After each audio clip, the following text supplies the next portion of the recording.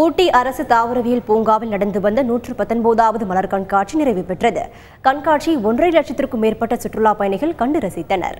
கோடை விழாவின் ஒரு பகுதியாக ஊட்டி தாவரவியல் பூங்காவில் கடந்த 15ஆம் தேதி மலர் கண்காட்சி தொடங்கியது. 15,000 பூந்தொட்டிகளில் 3 லட்சம் வண்ண வண்ண மலர்கள் பூத்து குலுங்கின. உலக அதிசயங்களின் ஒன்றான தாஜ்மஹால் வடிவம் உருவாக்கப்பட்டிருந்தது. இதை சுற்றுலா பயணிகள் வியப்புடன் பார்த்து சென்றனர். 3 நாட்கள் நடைபெற்ற மலர் கண்காட்சியின் நிறைவு விழா நேற்று நடைபெற்றது. மலர் கண்காட்சி நடைபெற்ற 3 நாட்களும் நீலகிரி மாவட்டத்தில் உள்ள கோத்தர், குறும்பர், இருளர், தோடர், பணியர், படுகர் இன மக்களின் கலை நிகழ்ச்சிகள் இடம்பெற்றன. இதனை சுற்றுலா பயணிகள் ஆர்வமாக பார்த்து மகிழ்ந்தனர். கண்காட்சி நிறைவு விழாவை ஒட்டி மாவட்ட ஆட்சியர் தலைமையில் பரிசளிப்பு விழா நடைபெற்றது. இதில் சிறந்த மலர் அலங்காரத்துக்கான சுழற்கோப்பையை வெலிங்டன் ராணுவ கல்லூரி பெற்றது.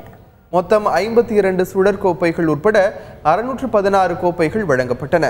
மலர் அலங்காரங்கள் 30ஆம் தேதி வரை பார்வைக்கு வைக்கப்படும் என தோட்டக்கலைத்துறை அதிகாரிகள் தெரிவித்துள்ளனர்.